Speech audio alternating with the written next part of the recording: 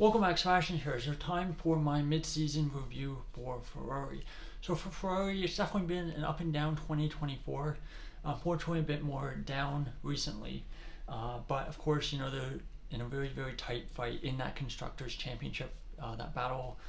I could even, I guess, in theory, put them in the battle for the win for the Constructors' Championship. But, realistically, they're in a really tight fight for second, third, and fourth.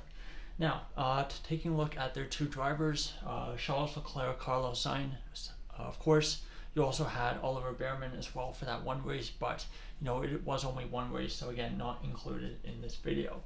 Now, for qualifying, Leclerc does have the advantage here, but probably not as much of an advantage as he would like.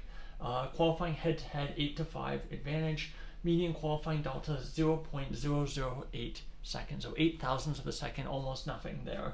Average starting position 5.31 for Leclerc, 5.13 for Sainz. So interesting that Sainz actually has the advantage for that one metric.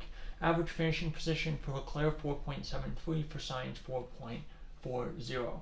And it feels like when things go wrong for Leclerc, they generally tend to go monumentally wrong. And I did a video about this about a month ago, where it felt like whenever Leclerc beats Sainz, Sainz finishes right behind Leclerc. But whenever Sainz beat Leclerc, Leclerc's miles off the road, broken car, something strange happening.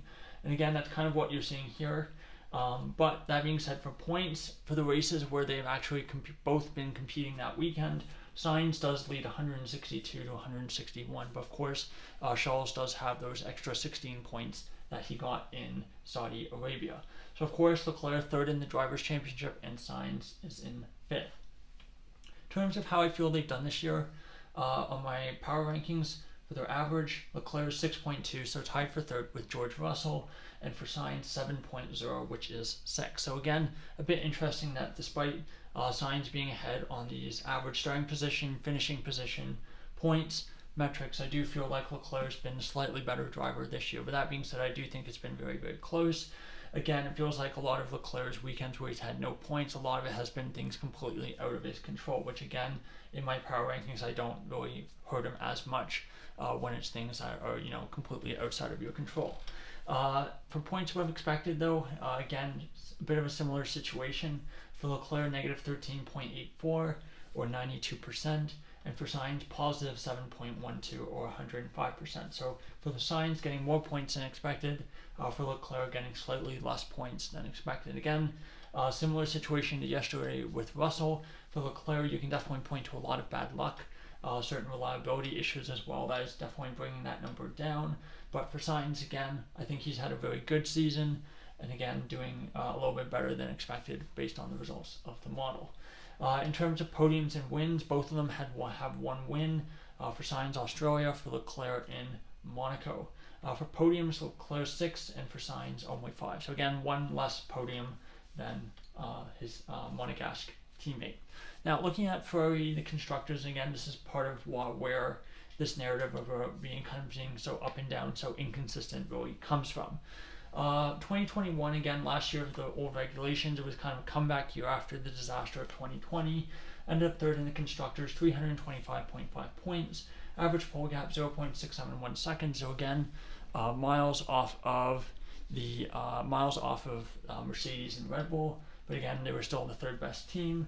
Average minimum finishing position 4.91. 2022 second in the constructors, 555 points. Again, arguably the best team for the first third of the season. Very, very tight championship fight with Red Bull. Again, only for the first third of the season or so. But again, over the course of the whole season, they were the best team in qualifying. Average pole gap 0.094 seconds. Average minimum finishing position as well, 2.71 seconds. And again, we know, even though they had such a great start 2022 with the change in the floor regulations mid-season, that had massive consequences in the negative for Ferrari, and that carried over to 2023, where they just had a car concept that was not designed for those regulations. They end up third in the constructors, 406 points, average pole gap 0.232 seconds, so again, pretty good, all things considered, but average minimum finishing position 4.54. So again, almost as bad as they were in 2021, but the qualifying was again much better. And yeah, they were very, very bad on race pace. On average, they could compete for pole positions from time to time, but again, the race pace, especially compared to the Red Bull, was just not there.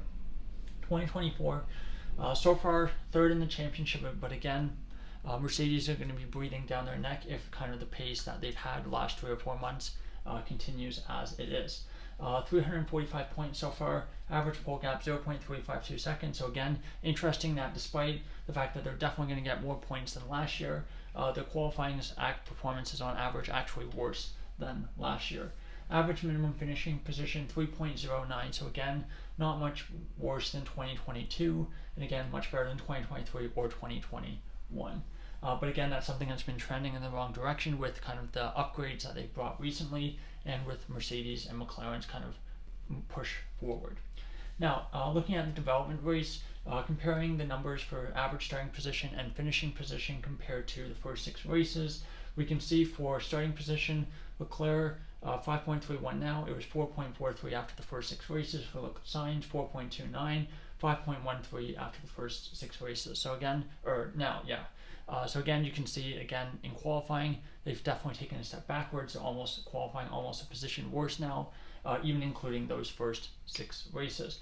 Average finishing position again 3.29, 3.86. So again, it's dropped almost. That average has dropped almost a full position since race 6. So again, things are definitely going in the wrong direction. And again, the mid-season upgrades that the team brought not really working as expected. A lot of what I've seen online is that it actually has too much downforce, and again, it unsettles the car, it disturbs tire wear, that kind of thing. So again, that's a bit unfortunate. It's something that they definitely want to rectify for 2025 and for the new regulations, where you want to make sure every upgrade that you bring to the car is hitting, and that's kind of what teams like McLaren have been doing the last year or so. Of course, the big news as well, Lewis Hamilton coming into the team 2025, that will be a big change. It will change the dynamic of the team as well, so that's definitely something that the team is going to have to think about as well. So there you go. There's my review of my mid-season review of Ferrari's 2024 season. And again, they're in that very, very tight battle with Mercedes, McLaren, and even, I guess, Red Bull to an extent. So again, it's going to be very, very important that they maximize points in the last 10 races of the season. Anyway, thank you so much for watching. Goodbye.